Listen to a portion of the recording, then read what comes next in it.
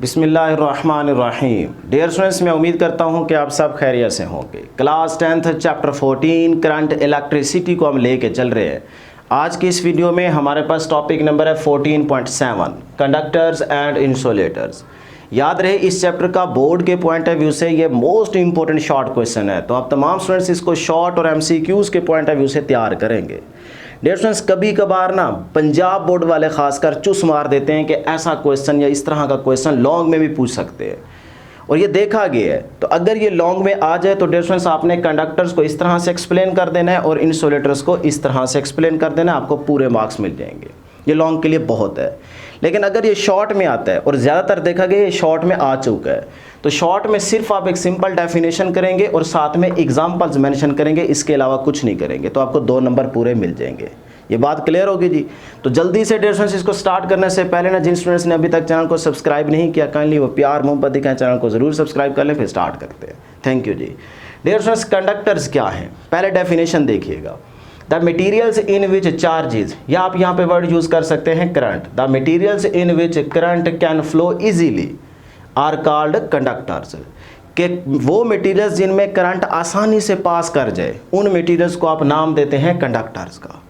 अगर इसी तरह की डेफिनेशन इंसुलेटर के केस में देखें तो इंसुलेटर की क्या डेफिनेशन होगी? The materials in which current can not flow easily. देखें ना difference, what is the difference between conductor and insulator, ये एक शॉर्ट क्वेश्चन में पूछा जाएगा।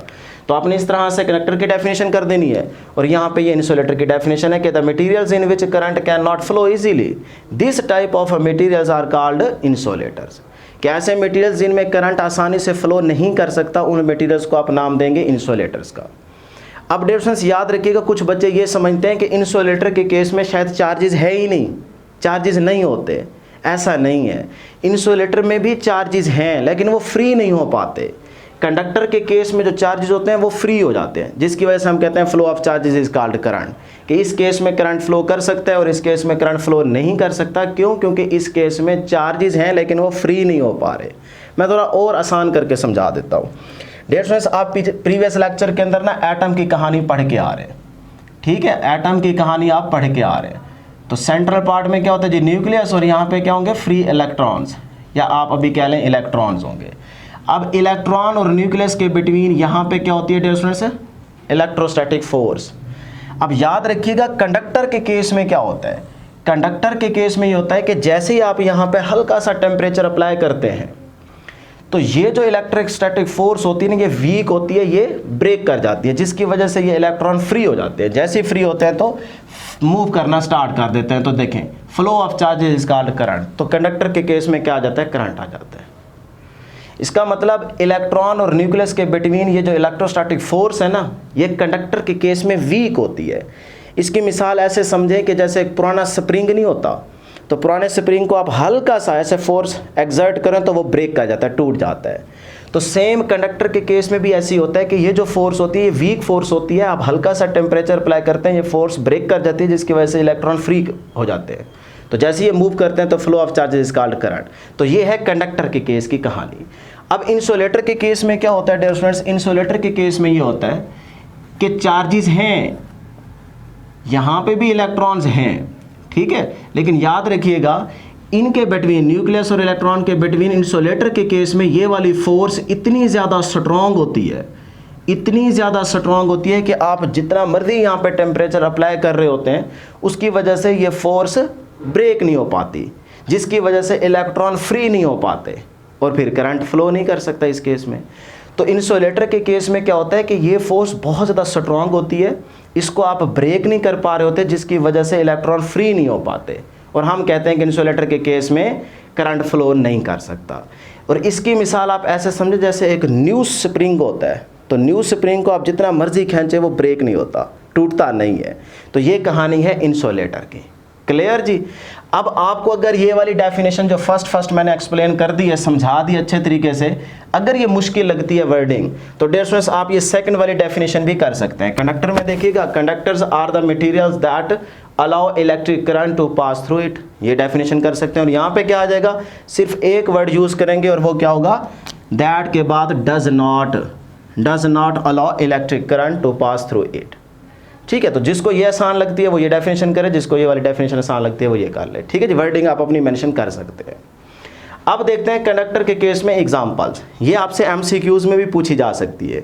कोई सी 4 ऑप्शन बनेगी ना, तो 4 में हो सकता है वो 3 इंसुलेटर की दे दे, 1 कंडक्टर की दे दे, और फिर पूछ ले स्टेटमेंट के अंदर के कंडक्टर के इनमें से कौन सी एग्जाम्पल है। तो फिर आपको 5-6 एग्जाम्पल्स जो हैं वो कंडक्टर की याद होनी चाहिए, और 4-5 जो हैं वो आपको इंसुलेटर के केस में याद होनी चाहिए। तो मेटल्स एग्जांपल्स में क्या है जी, मेटल्स, कंडक्टर का मतलब वही मेटल ही है। तो इसमें एग्जांपल्स क्या है, कॉपर है, सिल्वर है, गोल्ड है, कोबाल्ट है, आयरन है। तो कम से कम ये 5-6 जो है ना याद कर लें, इसके अलावा कर सकते हैं तो वो भी आपकी मर्जी है। तो ये आपके पास एग्जांपल्स आ जाएगी। अब टेस्ट में जो मैंने यहाँ पे आपको एक्सप्लेन की है ना बात, कि किस तरह से ये फोर्स जो है ब्रेक कर जाती है, वीक होती है इस केस में, और इस केस में क्या होती है, इंसुलेटर के केस में स्ट्रांग होती है, उन्हीं बातों को आप अपने अल्फाज में लिख देंगे तो ये एक्सप्लेनेशन बन जाएगी। तो अगर लॉन्ग में आता है तो फिर ये वाली बात आप लिखेंगे। देखें क्या लिखा हुआ है, in metals there are free electrons. भाई मेटल के केस में फ्री इलेक्ट्रॉन्स होते हैं, which are not tightly bound.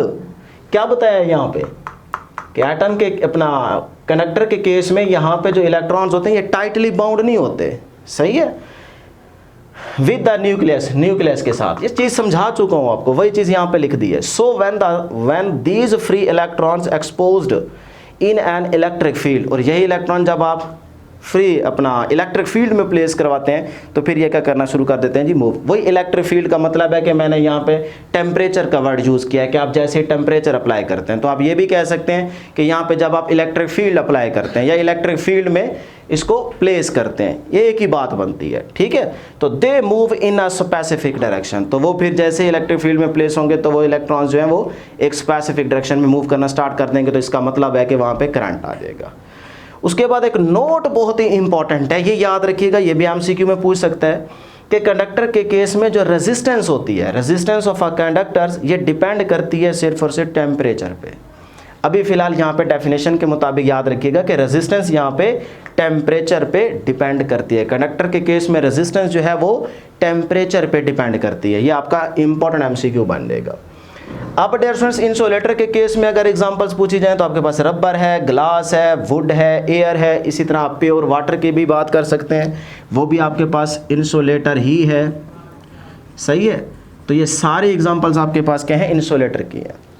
अब फिर अगर यहाँ पे भी आपको एक्सप्लेन करना पड़ जाए तो वही बात जो मैंने यहाँ पे समझाई है उसको आप अपने अल्फाज में लिख दें कि in case of insulators there is no free electrons and charges are strongly held together.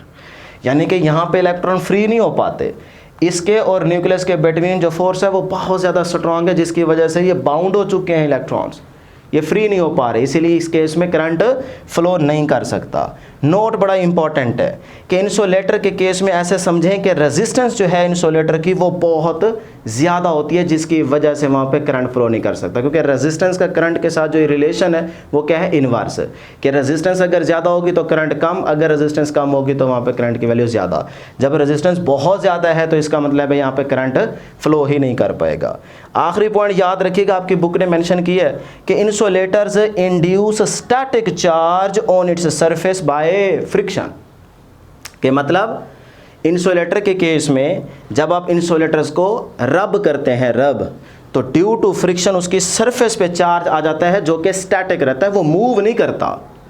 मतलब इंसुलेटर के केस में अगर आप उनको रब करते हैं तो फिर उन पे चार्ज आएगा, और वो कौन सा चार्ज होगा, स्टैटिक चार्ज होगा। किस वजह से आया, ड्यू टू फ्रिक्शन। तो ये भी एक छोटी सी बात आपने याद रखनी है, एमसीक्यू में पूछी जा सकती है। लो जी, ये थी आपके पास इस छोटे से टॉपिक की डिस्कशन। तो अगर ये शॉर्ट में आता है तो आप सिंपल डेफिनेशन और एग्जांपल मेंशन करेंगे, और अगर लॉन्ग में आ जाता है, क्योंकि पंजाब बोर्ड में कभी कभी देखा जाता है कि इस तरह के क्वेश्चन आ जाते हैं, कभी कभार वो चुस मार देते हैं, तो फिर आपने इस तरह से एक्सप्लेन कर देना है। ठीक है जी।